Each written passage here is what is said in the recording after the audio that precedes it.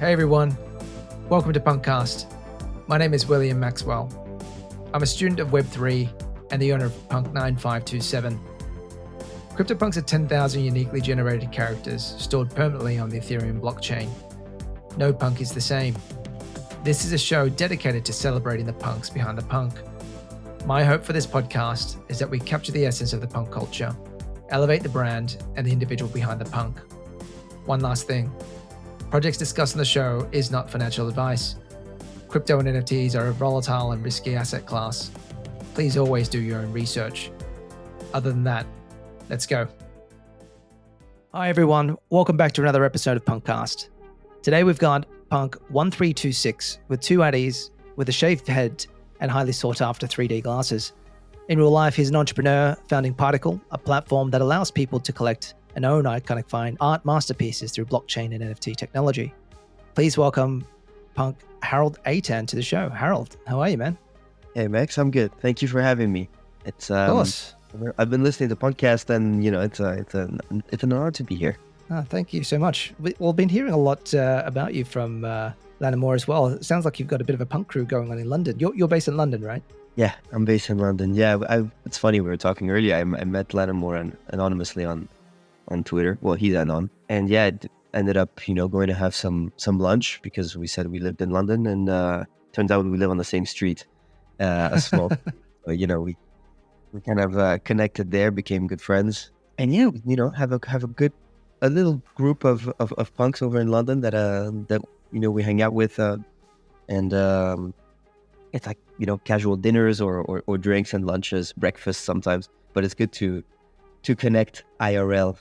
I think everyone kind of realizes that when you actually do meet people, usually at conferences that you know from Twitter, it just makes a world of a difference, I find, at least.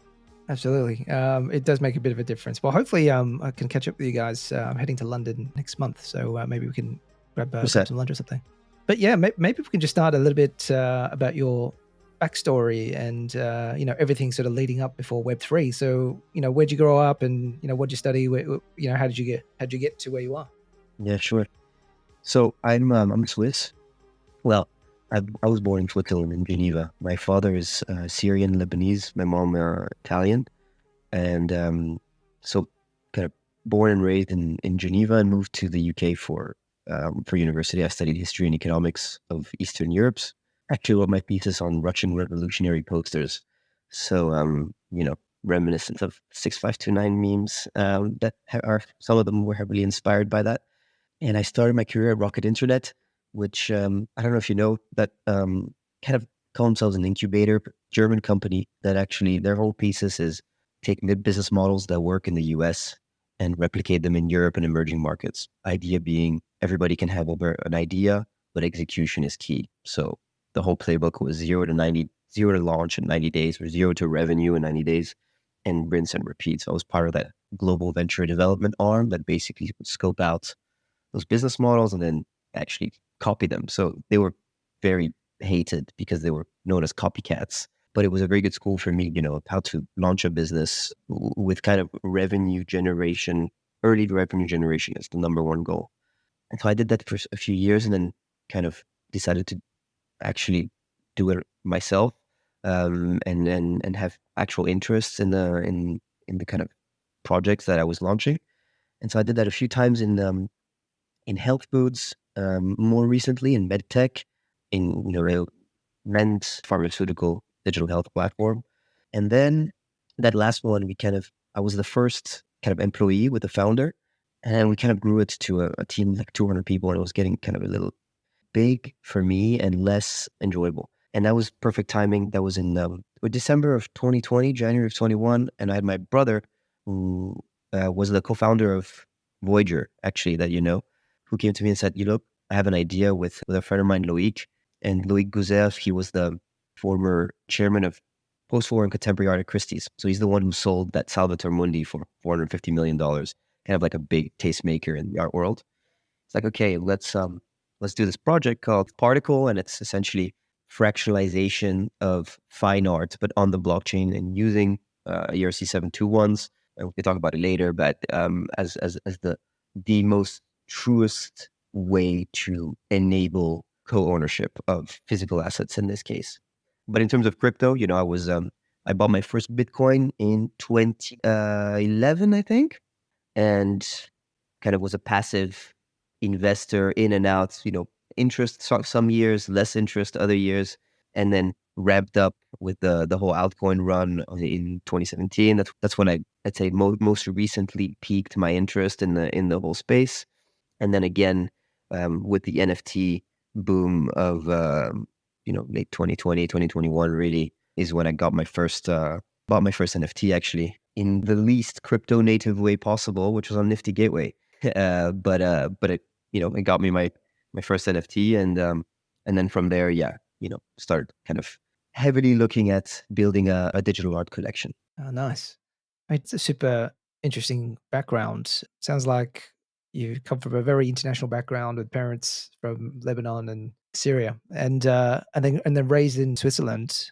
Mate, so talk to me about your studies. Of all the things you could have studied, why did you pick history and economics, and then Russian revolutionary posters to get into, of all things? Well, look, history and economics. It's because I was always, for me, it's you understand the future by learning about the past. I grew up basically obsessed with ancient Greek history, mostly Alexander the Great. There's actually an amazing trilogy of books by Valerio Massimo Manfredi called Alexander, and it's his early life. It's his life during while he was basically taking over the world, and then there's the end and the downfall of his empire. Strongly recommended, romanticized fiction, but amazing. So that's what I was kind of got me massively into history. And then when I decided what to do at university, I wanted to do something that I was really interested in. It was more something like maybe it's how I was the school I was in, the high school. They kind of told you doesn't matter what you do at university, just do something that's interesting to you. You will then figure out what kind of career that could lead to and whether it's related or not. I have a different view of that now. If I was giving advice to my nephew a few weeks ago, and I actually gave him the opposite advice. I said, when you pick your topics for university, or even whatever topics you pick at high school to graduate with, I was like, probably think about how applicable those are to where the world is going. So I give different advice to what I was given. But why East European is because in the 20th century, it was the most interesting for me part of the world. I mean, shaped the narrative of world politics completely. And I think there's a lot of learnings to be taken from everything that happened in Central and Eastern Europe during that whole period. And it's from 1914 or 18 to the 90s and to today, really. I mean, you can't even pick a point in time in that region where there wasn't something that was completely fascinating that was happening. So I decided to do that. And then why combine that with economics is because I wanted to have that understanding of how world events impacted the macroeconomic state of the countries in question and the ones around. Yeah, nice.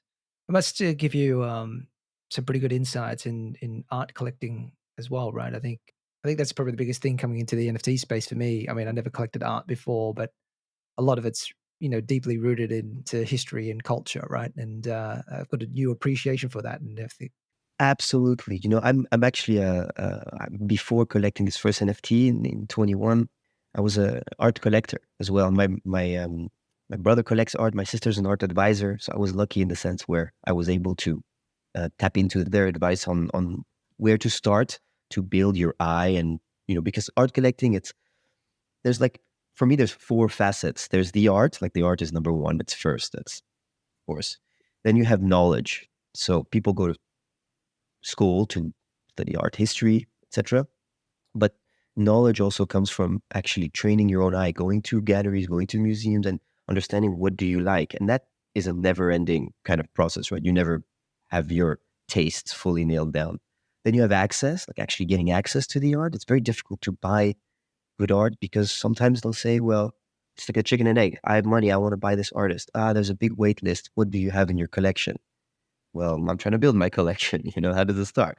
So there's access. And then in the last part, there's kind of ownership where particle comes into play. But I think in the digital art space, we're definitely missing that art historical context. You have very few people that are doing commentary on these digital art pieces. You have some on the, when you have people writing certain spotlights on the goose, and some of the big sales, but it rarely do you actually bring it back to the whole artistical context. And I actually met a guy who runs the digital art at Philips, the auction house, Benji Cadler.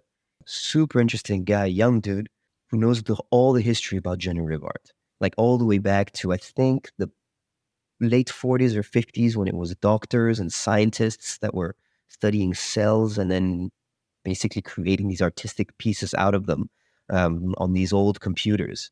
So, I'm telling you, you need to write, I don't know, some blog, like have something. You need to get this out there because it's fascinating to hear. And so definitely having that helps. And everybody, I was speaking with a big art advisor last week, actually. She's saying, I can't get into digital art. I can't bring myself to buying anything yet because I don't understand it. And there's nobody who's helping me understand it. It's so deeply rooted in your culture. She was like, you understand it, of course. I have no anchor points to kind of start understanding and contextualizing it within what I've learned. So I agree 100%. That's, having that historical background on the art side definitely helps. Now, unfortunately, it's not art history what I studied, but over the years of collecting art, I think I've built a little bit of an understanding. Yeah, Absolutely. Well, mate, we're going to have to dig into that as well as we sort of start talking a little bit more particle, because I could probably get the gist of where you're sort of headed with that. And what about your time with Rocket Internet? I mean, that was another interesting part. It sounded like you're working on multiple different startups, companies. Were they mostly technology based? all direct to consumer. Mostly at the time, this was 2014, I believe. Yep. So that 2014, yeah, 13, 14. Mostly subscription businesses. So they're the ones who launched HelloFresh, which is a big meal kits delivery company copying Blue Apron. But very interesting business because the premise is that you have a global venture development arm that goes and scopes out all these business models, does their research, hires a team of interns basically, and gives them the playbook, like, here you go, launch. And Rocket Internet provide all the tech resources, some of the funding, and as soon as it's set up, then they get external funding and continue. Now the problem, and the idea was that as the global venture developers, i.e., I was one of those, would go from project to project, you just bring the learnings over and over, and it would create this learning loop, feedback loop, which should be massively beneficial. The problem is that basically each of these companies, I don't want to say Ponzi, but basically they would kind of invest some time and money into setting up those interns and launching the project. But then when they would get external funds, right, and they worked with a few key funds, that money was then just fully funneled back into Rocket Internet by the group of interns or the employees, let's say, of that company, having or being stuck on long contracts. For example, the tech team that were getting paid 3-4 times through Rocket Internet, the going rate for any engineer.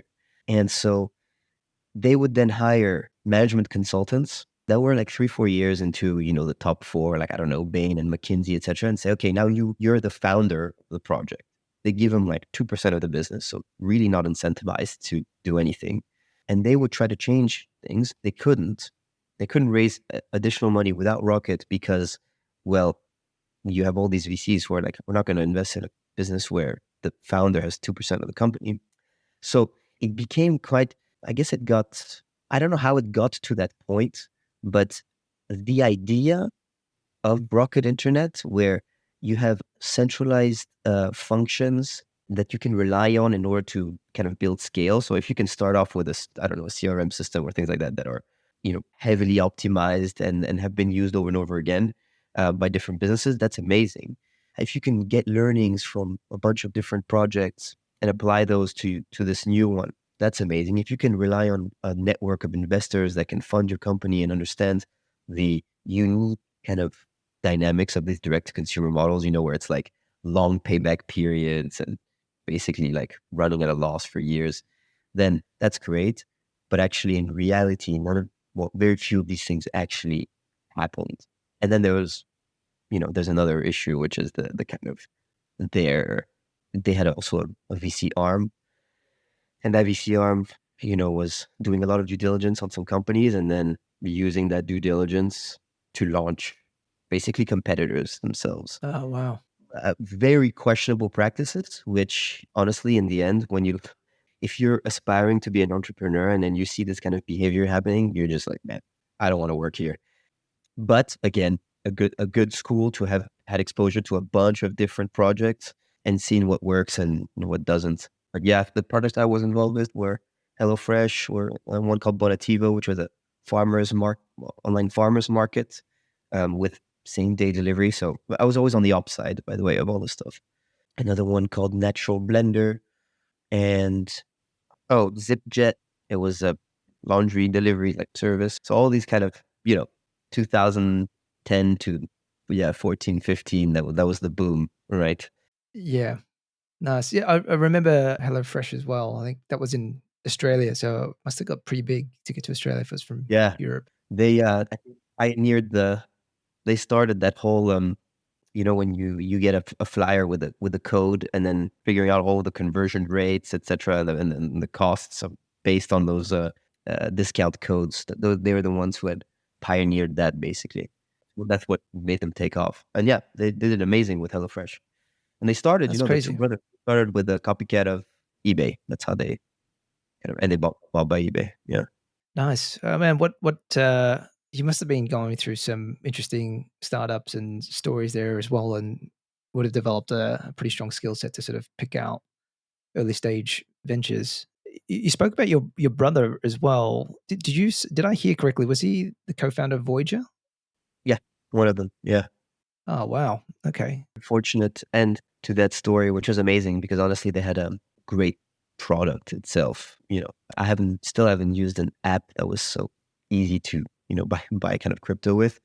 But of course, with everything that happened, you realize that these are complex companies, and there was a lot of it's just a shame what happened over there.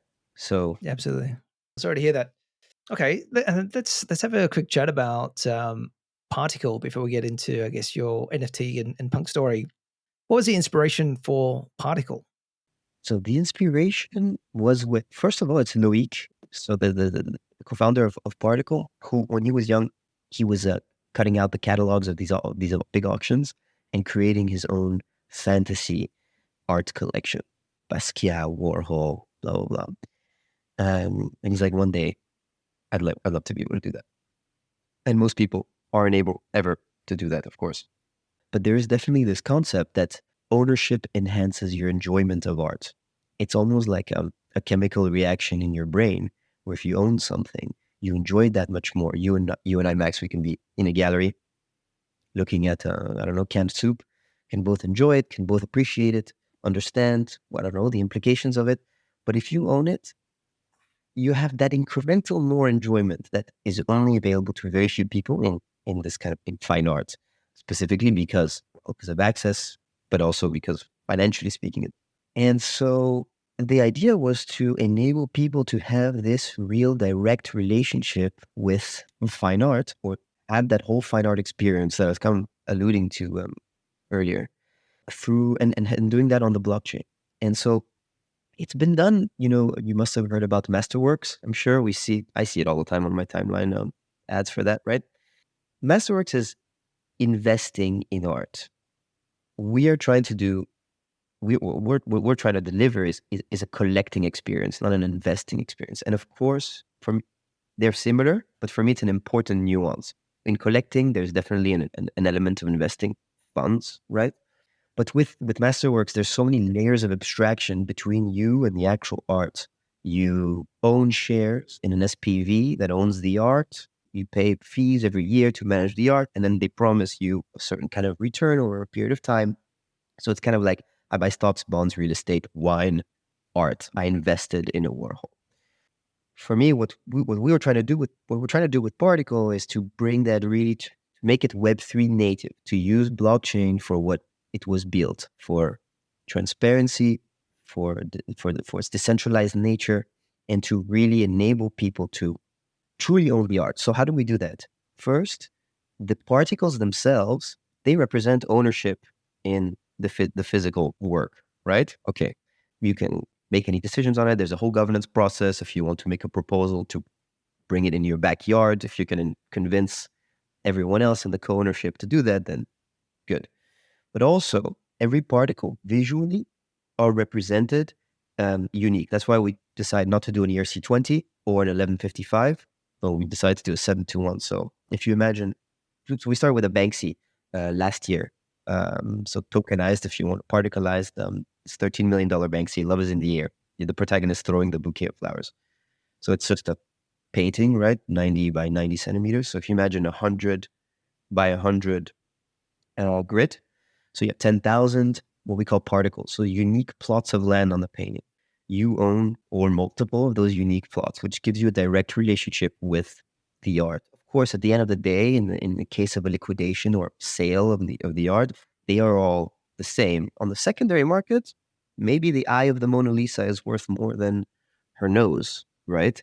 But that's just because some people may, I don't know, want to gamify it. But the fact of making those unique is just allowing you to have more direct connection and personal connection to the art. So that's what we're trying to do. And let's say the whole kind of legal framework, how it works and how we manage to connect physical and digital together is that right now we have a sale with this the H.R. Giger's Alien, which is this crazy sculpture from the 1979 movie Alien. We showed it in Lisbon. So you buy particles of this alien. In buying them, you then agree to loan the work of art to the Particle Foundation, which is a nonprofit we set up. And that nonprofit, essentially, its job is to pay for all the overheads. So that's insurance, that's storage, it's logistics of the art. So you don't have to pay anything. And in return for doing that, the foundation can fulfill its mission, which is democratizing the fine art experience. So it takes this art and puts on shows around the world, which benefit the co-ownership, but also the art itself. Because of course, as you know, a work of art's value is also maybe less so with NFTs. It's going to get there, but at least with physical trad art, it's its provenance, where it's been exhibited. If you can get your work of art as an artist in the Louvre, then wow, it's been at an exhibit in the Louvre. So last year we did a show at the ICA in Miami, the museum that got that punk. We did in a gallery in LA. We did a pop-up in New York for 6 weeks. And we try to do a different experience where it's like engaging, immersive, and people can come in and not feel a little, and you feel that when you go into a gallery, if you're not from, it's not that they're snobby, but you just feel a little uncomfortable and uneasy going into these kind of places. So we want to completely change that. And yeah, now the alien is in Prague in a big castle at an exhibit called Metamorphosis. The Banksy is going to the National Horse Racing Museum in the UK. Then it's going to MoCo in Amsterdam and in Barcelona. The MoCo Museum actually have a very nice digital art NFT collection. They have beautiful, a lot of money pieces. So that's kind of what we're trying to do. Create a link between the trad art and the digital art worlds, enable people to own and truly experience these traditional art masterpieces, and then basically be educated, get access, and train their eye along the way. Yeah, that's cool, man. And so what happens with custody? And I think you spoke about custody, insurance, and all that type of stuff. You set it up as a non-for-profit. Like, is it always shipped out to various museums around the world, so you'll never be required to store it in inventory somewhere, or yeah, we have an inventory. Of course, we have a storage at the Delaware Freeport. So whenever it's not traveling, it's in a Freeport, and it's it's insured by whoever has the custody of it right now. So like I said, it's loaned to the Particle Foundation. The foundation has custody of the art, so it has to bear the burden of insurance, etc., and storage. So ideally, we don't leave it in storage because that's kind of one of the things that we really believe is that this art is meant to be seen by people, right? And a lot of art just sits in storage for investment purposes. Ideally not, but yeah, the particle foundation is the one that handles all of that. Oh, that's super cool. Wait, correct me if I'm wrong as well. I think I remember you guys being on Proof when you guys first launched, but Yeah. from memory, you guys were on Avalanche, right? And I know you sort of switched back to ETH. Like, what happened there? So, probably better than me, of course, in 21, there was this race by all the EVM blockchains to be number two, and to be the NFT player. Big race was between Solana and Polygon, Solana, and Avalanche, Solana and Avalanche, and then you had Palm that were coming in. That's where Damien Hirst did his drop with Henny. So we bought the Banksy at auction in May 21. And then we said, okay, we need to act quick. We need to build this thing quick. Where do we do it? And then we had a bunch of people, advisors that we had in the company that also enabled us to buy this Banksy. Oh, you should speak to Algorand. You should speak to Palm. And then it got into Avalanche and speak to Solana. And you had these guys who were saying they had so much money at the time and they just wanted to have basically solidify themselves in the NFT space with a pure art play. And so it was like all of them were offering us, and this was like a high profile at the time kind of project. So it was like, we'll donate money to your foundation. We will build your whole product and, set up the requirements, and we'll market it to our huge base of users. We had to de-risk ourselves at the time.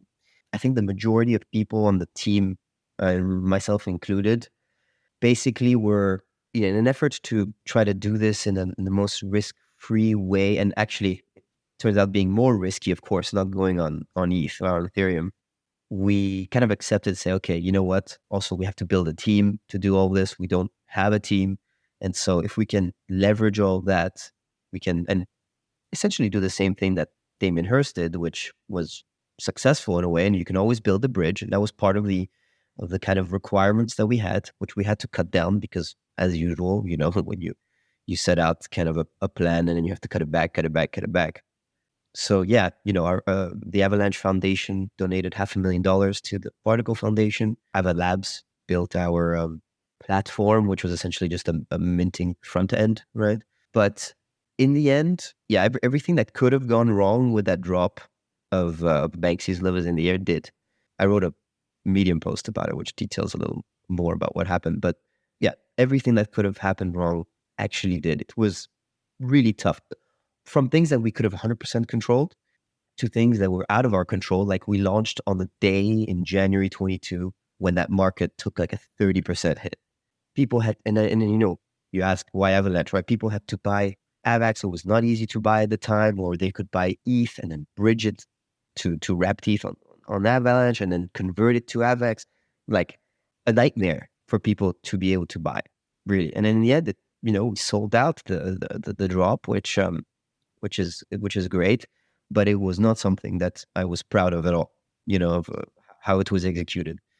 And so since last year, we took a whole year where I built a team of very strong engineers and scoped out took all those learnings and rebuilt everything and built a proper platform, proper protocol, got everything audited, audited on the smart contract side, QA'd on the user experience side 2 times over. And we just launched that 2 weeks ago. And so now, it makes just a world of a difference how everything is set up, how everything works. And we can benefit from, of course, being on Ethereum. And that's where the volume was, right? And where the volume is. So, yeah. Cool. No, that's super interesting. Probably wasn't what I thought you were going to say, but it sounded like there was a bit more friction on AVAX. It sounded like more of the existing art collectors were probably sitting on ETH, and what more of the user base was probably on ETH for your type of product. Yeah. So the there was good, of course, Loic, for example, has he's very involved in Oceana, the nonprofit for saving the oceans. The same one that DiCaprio, I think, is very, very like heavily involved in.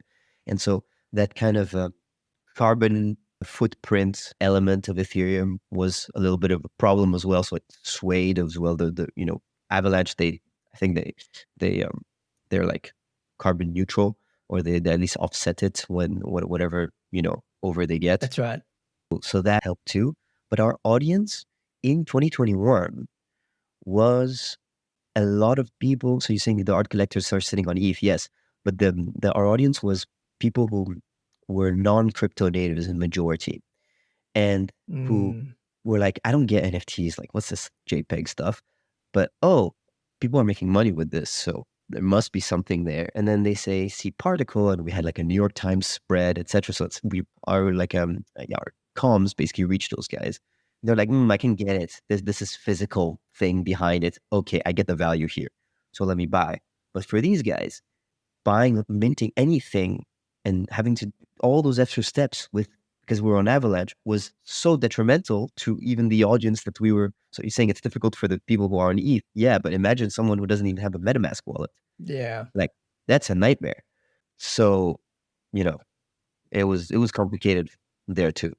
That's interesting, actually. Yeah. So I think it was you're going for the normie segment and trying to basically get him to crypto for the first time as well, right? And that was always already a bit of a hassle. But yeah, the other side I was always thinking about when it comes to NFTs, and to some extent, I could probably argue that I'm a bit of an ETH maxi, and I think I've said this before, and I think it might have been from the $12 million stuffed shark. I don't know if you read that book, but they were talking about, Christie's and Sotheby's. There's a reason why they sell art in New York and Hong Kong and London. People like to sort of say that they bought pieces of artwork from those locations. And I sort of feel like when it comes to NFTs, maybe not necessarily applicable for real world art, getting tokenized on the blockchain, but anything that actually has a provenance, I think there probably is a bit of a preference to buy from ETH as opposed to any other chain. But no, that's a super cool story, man. And then what's next for Particle, do you think? What's next for Particle is of course to keep doing what we're doing in terms of sourcing, curating good value, interesting works of art that are culturally significant to our current community, but also today. Let's say Web3. Banksy, of course, timeless in terms of he's almost like the originator of memes, so makes sense. This alien from Giger, you have, of course, it's like dystopic, utopic, AI, biomechanical art. Like, it's very kind of futuristic. The overlaps, let's say, with crypto are definitely there. And so we want to continue doing that, but then also build a physical museum where we can hold these works.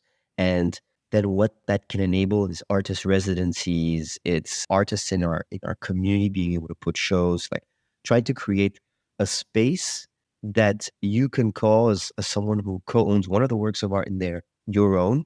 And it can be as simple as having your name on the wall as not a donor, but like patron, right? And it makes a difference for us, basically, to be able to rival some of the greatest art collections in the world, but have them dictated by our community and the art that we choose to put first.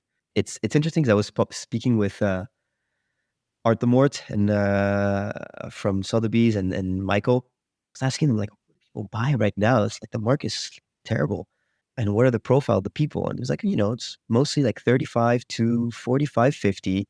And they buy, that's the guys who are buying their digital art. They have young kids or, recent parents, just got married. That's kind of like the profile. But what they're actually buying, their most successful auctions, not on the digital side, has been like Snow Crush, which I think is a sci-fi novel. They had some memorabilia there, or also dinosaurs. Like dinosaurs, museums can't buy dinosaurs anymore because at auction, individuals are jacking up the prices and they can't compete because there's nothing cooler than to say, like, hey, come over and see my T-Rex in my living room, right? That's awesome. And it's because we grew up with, Jurassic Park and Star Wars, and I don't know, maybe Le Petit Prince, this stuff like this, right? And it's like if there's definitely a shift happening right now where I don't know if someone who's got, $100 million is going to put a few million into a Warhol or a Keith Haring or something today, or if, they'd rather put it in a Grail Fidenza or something, right? Or you're shaped. We are shaped. There's definitely a shift, and I think we want to have an art collection that represents that. So it's medium agnostic. It can be digital or otherwise, right?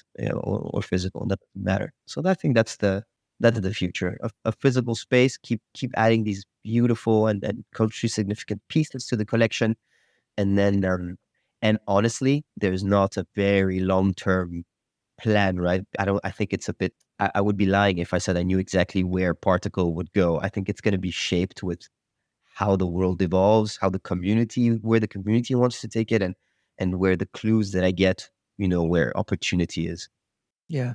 No, super cool, man. We'll look forward to see what you build next. But if we go back to, I guess, your first stint in NFTs, then you said your first NFT was off Nifty Gateway, so was mine. But what was your first NFT?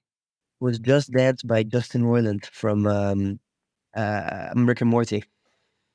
Yeah. Nice, nice. What about yours? So I managed to get into the Beeple Open Editions, but on secondary. Nice. So, but I had 3 of them, and I sold 2, and I've only got 1 left. But I sold 2 of them really early before we went on that run.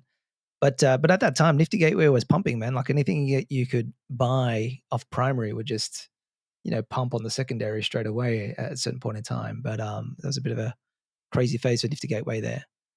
Okay, and then how did you hear about CryptoPunks? Always heard about CryptoPunks. If the kind of the OG project that keeps coming back into the conversation, and whenever people talk about just NFTs generally, CryptoPunks are the first thing that come to that are mentioned, or they're definitely mentioned every time. And so the first time that I really heard of them was in I think in 2020, and I had a friend of mine that was trading them and trading in and out of them. And I was like, okay, this was before I bought my first NFT. And I was like, that's interesting, but like, wow, okay. And then, of course, when everything kind of blew up in 2021, I kind of told my brother, you need to get a punk. And he's like, okay, we started looking, and we started like going deep into the traits. So I spent like a lot of time looking at every single trait. I don't know if I've seen every single punk. I don't think I've gone that deep, but close. I've seen a lot of them, gone through a lot of them. And he ended up getting a top hat, really nice top hat with the eye mask. So I participated a little bit, but it was not going to be my Web3 identity or anything. Honestly, I couldn't allow myself the capital to basically buy one. I waited a long time to get one, but I managed to actually by trading traditional art. So it's not the traditional way of people making some ETH and then saying, okay, cool, finally I get a punk. I went the other way. Yeah. Nice. So your first punk was actually a top hat with eye mask, was it? Yeah. Man, that would have been a cool combination looking back. And so your current one, I think I saw this one pop up on Twitter. So it was only was it a few months ago that you bought your current one, which is a shaved head and the 3D glasses. Yeah. Like talk us through, I guess, your purchasing journey with this one. Like, were you looking and shopping for specific traits, or how did you come across this one? So my friend OSF, he got, I think in January or February, he got a 3D glasses. I think he's got an earring and a close shape like a beard. And we're talking about it. I said, yeah, I love it, by the way. And he's like, and he told me in passing, he said, 3D glasses for me is the best trait because it's the one that pops out the most. That blue and that red just pops out. And he just like said it in passing. And since then, I just couldn't get it out of my head. Every time I would see some punk on my timeline, 3D glasses, I'm like, oh man, that's cool. That's so cool.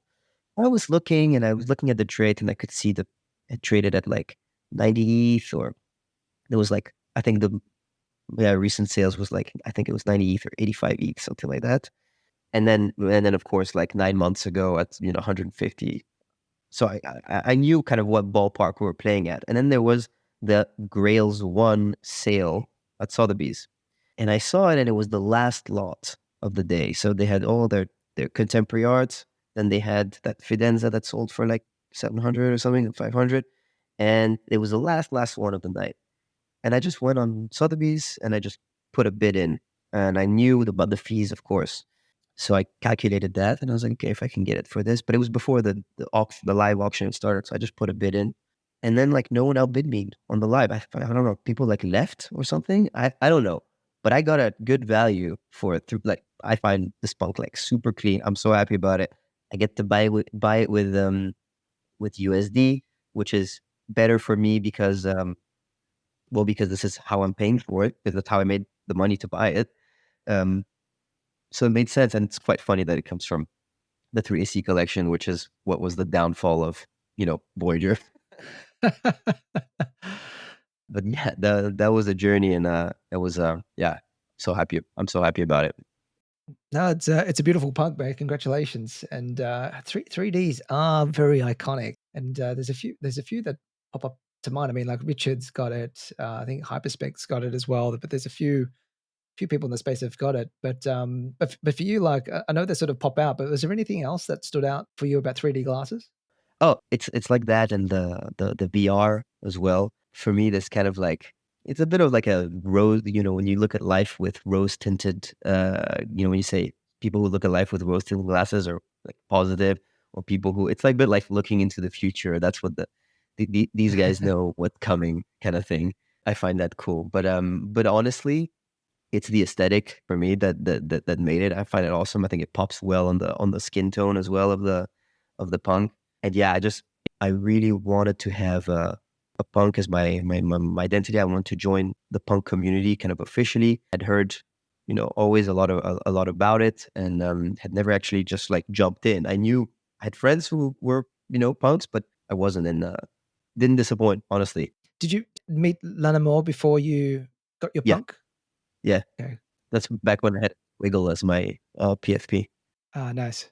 So was he? It sounded like you were hanging with a pretty strong crew of punks in London, right? So I think you mentioned OSF, the Seed Phrase as well. All Yeah, punks. Were they sort of like encouraging you to get a punk?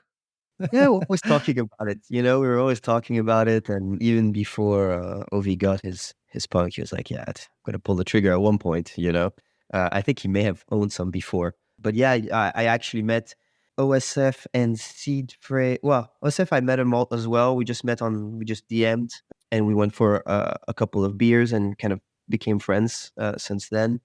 And then we actually both collect this artist called Blogsy, who writes amazing thought pieces on NFTs. Generally, does interviews with artists. So really cool. And he has a Genesis collection of 7 works. I think OSF bought the first one. I'm not sure if I'm 4 or 5. Cosmo got the 7th. It was a tribute to him. And Blogsy actually did a dinner in this beautiful room in a restaurant called Scott's in London. I think there's a Picasso in that room. It's a private room. So nice. And invited his Genesis crew. And then some, of course, couldn't make it because they were not there. So Lana Moore came. Seed Trace was there. OSF was there. Matt Holden, a few of his collectors. And we had dinner there, and Blogsy came out with all these like kind of like wine labels, and we each drew our wine labels. So of course we got a wrecked wine. Seed Phrase did like top hats, like Warhol style top hats, and so that's the first time I met Seed Phrase, Danny, and then we also became good friends. But yeah, it kind of like started this crew in London, which I hope we can get more people kind of involved in that can yeah. Yeah, like I was saying, I think it's very important for us to meet IRL, and it's different than online. Absolutely. Just out of curiosity, what's Blogsy? Is that like an NFT collection or is it a Bugsy's an trend art? artist. Bugsy's an artist. He has 7 one of ones. It's Genesis, and right now let's see what he's got planned for the future. But yeah, that was a dinner that he had put on for his Genesis collectors. That's super cool. And mate, if money wasn't an issue for you, what punk do you think you would get? Money wasn't an issue. What punk would I get? I think I would get an ape punk. Yeah, They're amazing. clean. Yeah, they're amazing. More than an alien, more than a zombie. I think the apes are they're incredible. But yeah, when you hear these stories of the like, what's her name? You had her on the show. Who minted them? Beauty and the Punk. Beauty in the Punk. Yeah. When you hear stories like that, it's like amazing, and amazing that you give her the platform to give like long form the stories like that. Yeah. Yeah. I mean, look, her PFP is insane. When you see her, it's like, Pretty clean. yeah. And coming from an art background as well, like how do you see punks? Are they art or more of a collectible for you? I think they're art. For me, they're definitely art, especially everything that has been organically been built around. For me, they're art, but they embody what NFTs are, because NFTs started really as, I guess, collectibles. So definitely there's the collectible element to it. Community, like clean art that's true to like our culture, the digital culture, the pixels. For me, it's the NFT. If I think in the future when people are going to think NFT, I don't know if you could say that with art, like maybe it's like trad art. I don't know if you have like a direct parallel. Maybe not. You have multiple. But for me, punk equals. If I think NFT, I think punk. Even though you have a lot of big Fidenza sales and the autoglyphs, and they're absolutely amazing, and 100%. But NFT, and I really, and the truth is that it's not bullshit. That when you actually join the punk community and you join the Telegram, it's amazing. People are cool. You have interesting conversations. People are supportive, funny as well. Like, yeah, really funny. And then when you meet them IRL, it just turns out to be quite natural. I don't know. You can tell how there's some communities. It's like it's a community, but it's maybe not authentic. I don't know if it's authentic is the right word, but really with the punks, it was. I feel like it is exactly what you'd expect it to be. You know, a group of cool people that have very interesting stories and that are not I don't know, some definitely not phased, because some people they could have, I mean, they've got huge bags and they're just holding on, and it's amazing to see. No, I think you're right. I think authentic's a good word to use. A little bit less contrived, and nobody's too concerned about floor prices, so you don't.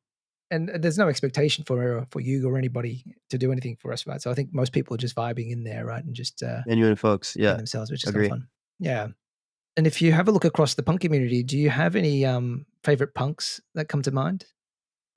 A few, but someone who always makes me laugh is VR Punk. He's just so fun. Honestly, he's the the jokes, the banter on this guy, and I saw him in Lisbon, and he was just as funny. But like an actual unique character will be him. But otherwise, what I find amazing, it's not because I know him personally, but Seed Phrase has become, of course, like the punk itself is unreal, but he's just really done everything to put it at the forefront. He goes to Cannes Film Festival. He's on the red carpet, and boom, he's got the pendant. Like he's kind of like the ambassador for the celebrities for punks. And I find it really cool. And now of course, his art collection is unbelievable. He's got a full set of autoglyphs, like incredible. Paid 150 grand for them. It's insane. So but him as like an ambassador, maybe he's less of like the native crypto, but I think what he's doing is great, and he's arguably the most recognizable punk. Yeah, definitely up there, and he's Aussie too, which is a good thing. Yeah, he is.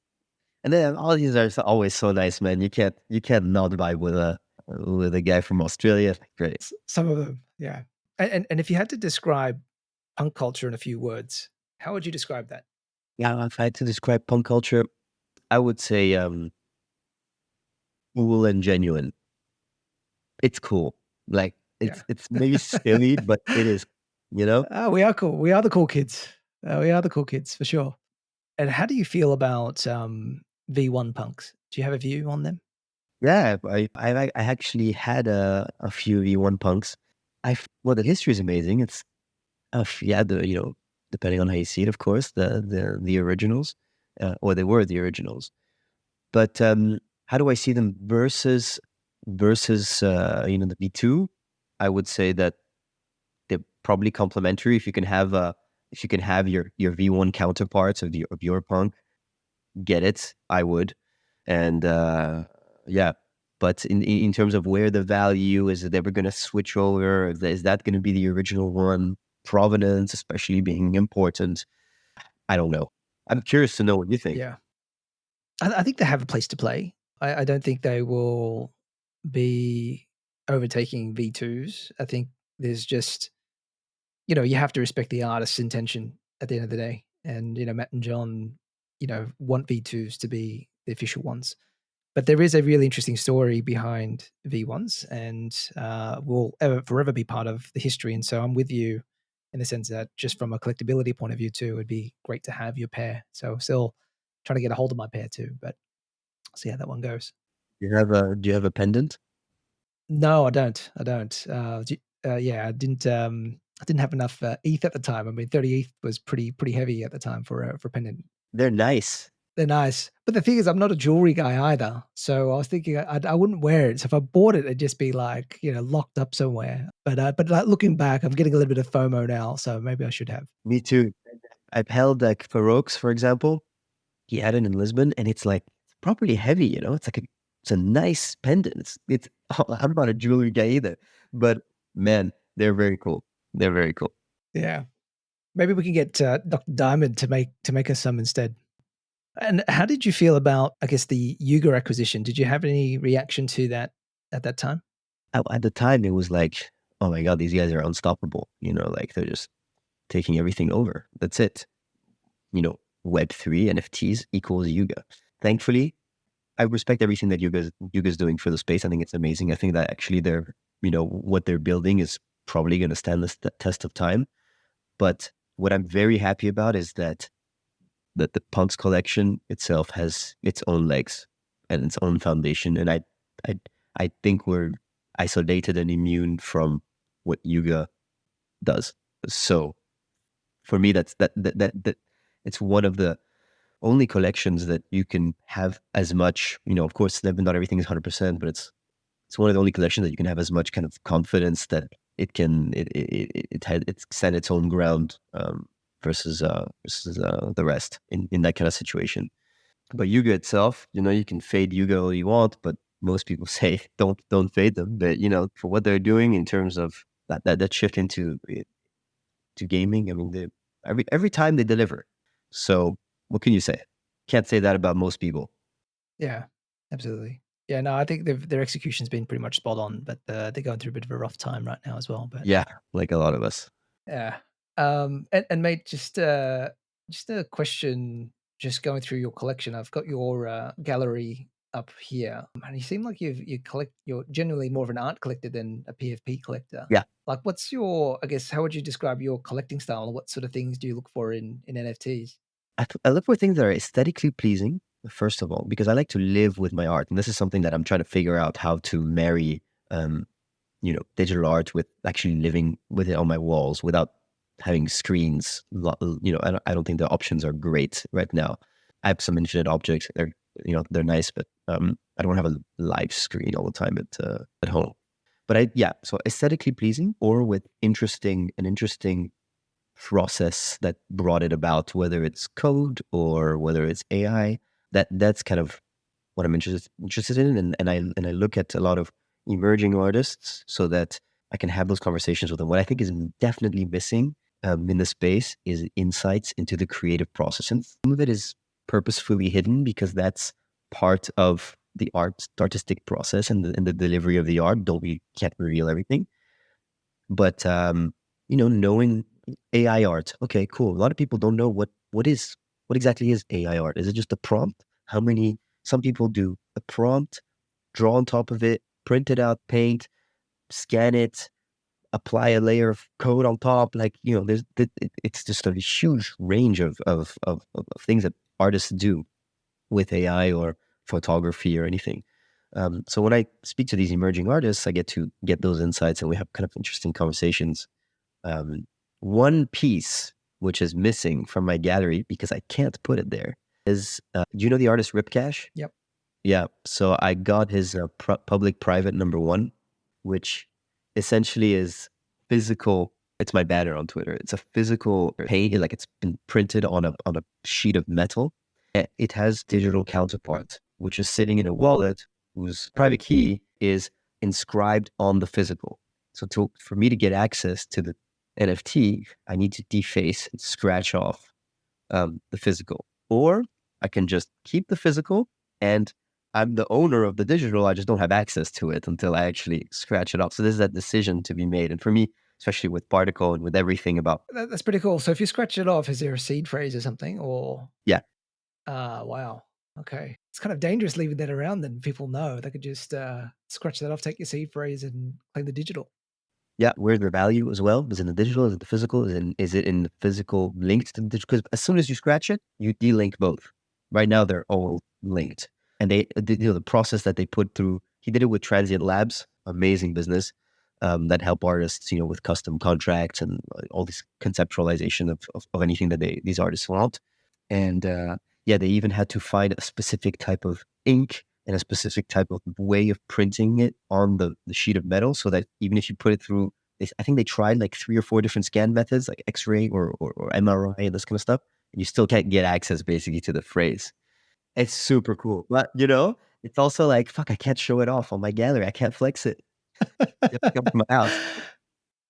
No, it's a pretty cool concept. I had no idea that he did that. I think, who was it? I think it was Seb. I don't know if you heard that episode with Seb, the founder of Zapify, but he's a big Ripcash fan, and he was giving me a bit of a one-on-one of Ripcash. So really cool story and sort of artwork that he's got behind it.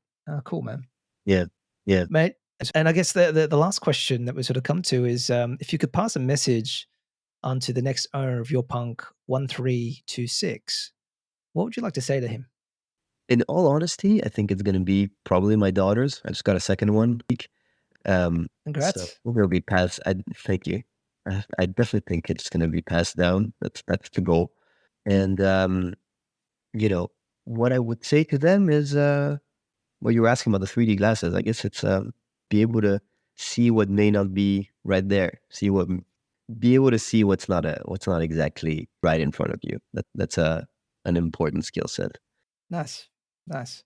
Well, Harold, this was super fun, man, and thanks so much for your time. It was great to learn more about you and unpack your story, and looking forward to what you do next at Particle. But I guess any final closing comments, and what's the best way for people to contact you? Best way to contact me at Harold A10 on Twitter, or 8AN A10. Twitter is the best way, honestly. And final words is no. It's just that. Thank you for having me on the podcast. It's an honor. I'm among like some big guys that you've interviewed. Just foundational for the whole space. And in terms of if there's anyone who wants to learn about Particle, it's particlecollection.com, and we have a live kind of sale right now of this alien. But otherwise, I hope to, anybody who has any interest in anything that was spoken about on the artistic side, on the artist side, if you want to talk about history, DM me. We can chat. Awesome. Thanks so much again, man. And guys, that wraps up another episode of PunkCast for the week. And we'll be back next week with another Punk. Bye for now.